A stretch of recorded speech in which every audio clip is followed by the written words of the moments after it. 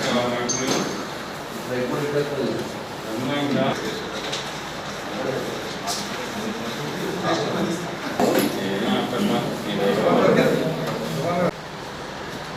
Minority కుటుంబం ప్రభుత్వ దమనకాండకి భయపడిపోయి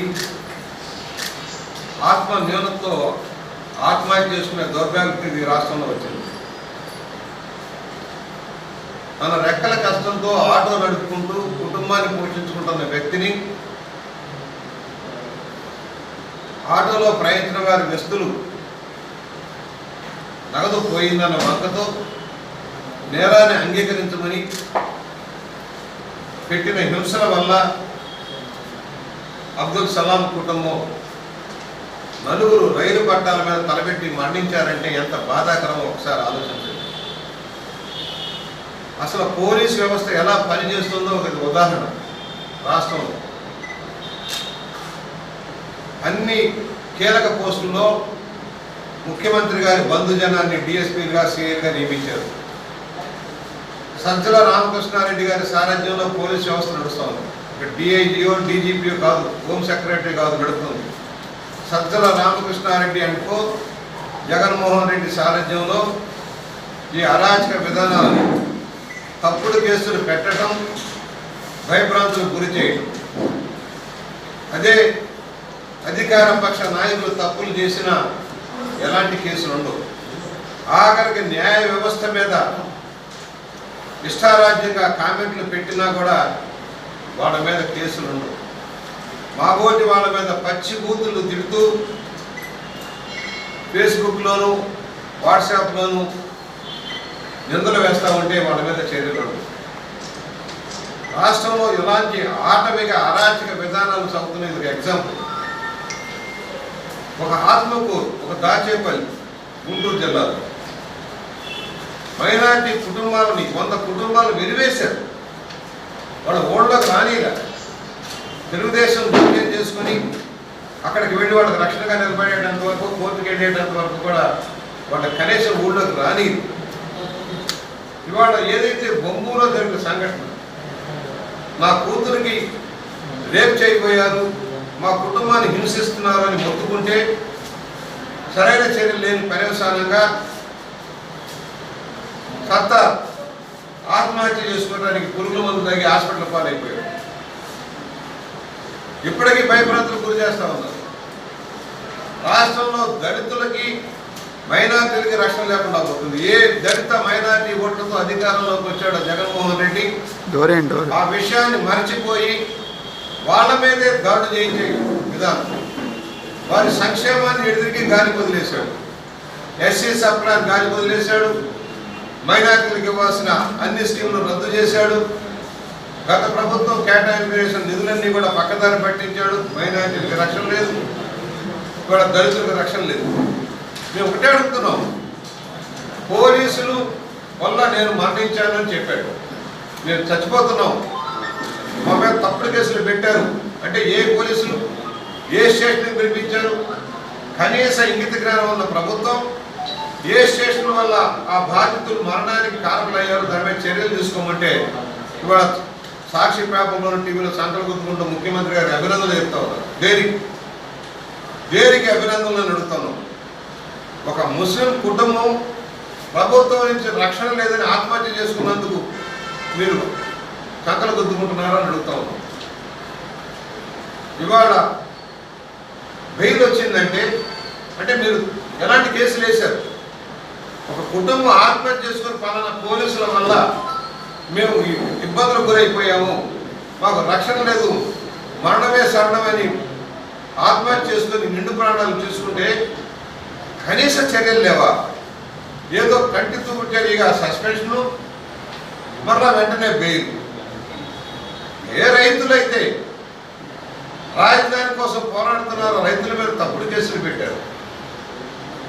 ఎవరినో ఒకరిని పట్టుకొని ఎస్సీ అడ్రస్ కేసు పెట్టించారు.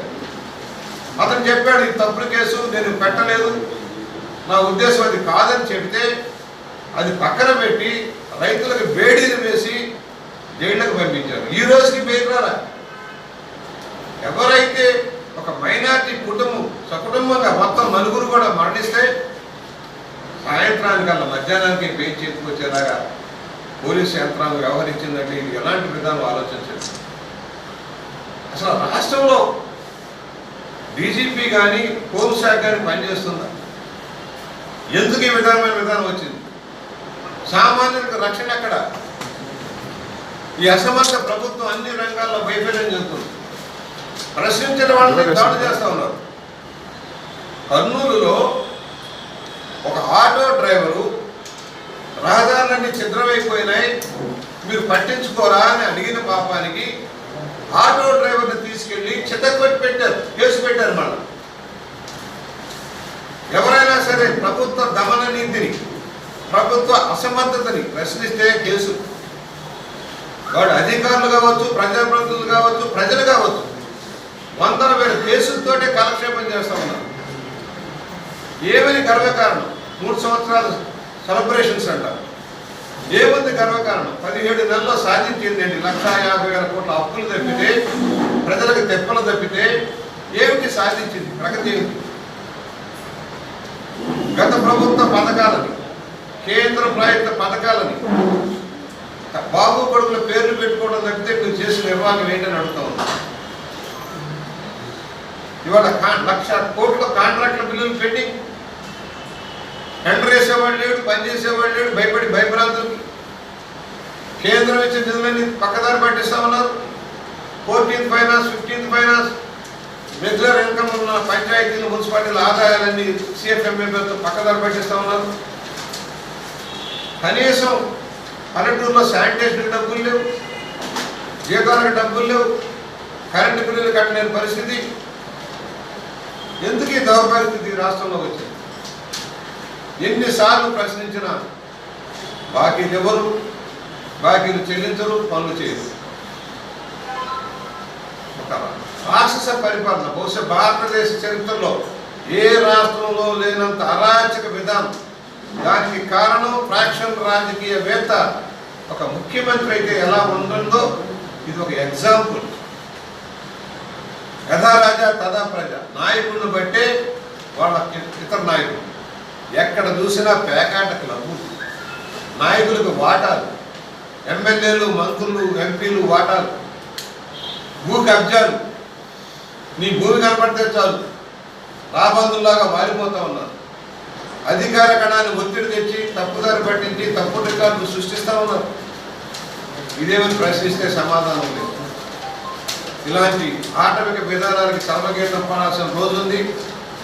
తక్షణమే మేము డిమాండ్ చేస్తున్నాం, సలాం చర్య మీద జ్యుడిషియల్ ఎంక్వైరీ కానీ, సిబిఐ ఎంక్వైరీ కానీ జరగాల్సిన అవసరం ఉంది. ఈ ప్రభుత్వం యొక్క పోలీసు శాఖ మీద నమ్మకం సడలిపోతాం. ఎప్పుడైతే FIR కడుతూనే మధ్యాహ్నానికి బెయిల్ ఇప్పించగలిగారో ఈ ప్రభుత్వం యొక్క పోలీసు వ్యవస్థ నమ్మకం. ఎందుకంటే ఇది Sajjala Ramakrishna Reddy and company, Reddy and company నడుపుతుంది కనుక వాళ్ళు చేస్తున్న అరాచకం మీద ఈ వ్యవస్థ అంతా భ్రష్టు పట్టిపోతుంది కనుక సిబిఐని కోరే దౌర్భాగ్యస్థితి రాష్ట్రంలో వచ్చింది. న్యాయ వ్యవస్థ కూడా లెక్క చేయటం లేదు. న్యాయ వ్యవస్థ ఆదేశాలు ఇస్తే పక్కన పెట్టి వాళ్ళు ఇష్టారాజ్యంగా చేస్తున్నారు. రోజు కోర్టులో ఏం కామెంట్స్ వస్తున్నాయో మనం చూస్తున్నాం. నేను చెబుతున్నా, ఈ ప్రభుత్వం రద్దయ్యే రోజు త్వరలోనే ఉంది. త్వరలోనే రద్దయ్యే పరిస్థితికి వస్తూ ఉంది. మోసం లెక్క పెడతారు ప్రభుత్వ అధినేతలు. మీ అరాచక ఆటక విధానంతో రాజ్యాంగానికి వ్యతిరేకంగా ప్రవర్తిస్తే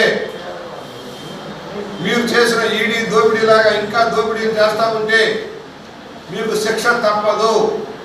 ఈ ప్రభుత్వం మనుగడ అర్ధంతరంగా ముగిసిపోయే రోజు దగ్గరలోనే ఉంది. హెచ్చరిక చేస్తామన్నాం. మీ అవినీతి అక్రమాలకు అడ్డుకట్ట వేయాల్సిన సమయం ఆసనం అవుతా ఉంది. ఇసుక మాఫియా, మట్టి మాఫియా, గ్రావెల్ మాఫియా, ఇసుక మాఫియా, లెక్కల మాఫియా, ఎక్కడ చూసినా మాఫియా మాఫియా మాఫియా, దోపిడీ దోపిడీ దోపిడీ. పన్నుల మీద పన్నులు పెంచారు, ఎలక్ట్రిసిటీ మీద పన్నులు పెంచారు, లిక్కర్ మీద పెంచారు, రిజిస్ట్రేషన్ మీద పెంచారు, ఆర్టీసీ బస్ రేట్లు పెంచారు. పెన్షన్ ఏమిటని అడుగుతూ ఉన్నారు రాష్ట్రం. కనీసం పంట నష్టపోయిన రైతులకి కనీస సహాయం కూడా అందరూ ఈ రోజుకి రాష్ట్రం. మేము ఉన్నాం, ఆదుకుంటామని చెప్పి ఈరోజు గాలి వదిలేశారు. ఈ రోజుకి భయభ్రాంతులకు అవుతున్నారు. బొమ్మూరు సత్తార్ కుటుంబం ఇవాళ ఏదో ఎఫ్ఐఆర్ కట్టాము, చేతులు దులుపుకొని కేసులు మాఫీ చేయిస్తూ ఉన్నారు. ఈ విధానాన్ని మేము తీవ్రంగా ఖండిస్తున్నాం. తక్షణమే ఈ రాష్ట్రంలో దళితులకి మైనార్టీలకి రక్షణ కల్పించాలి. శిరోమండనం చేస్తే చర్యలు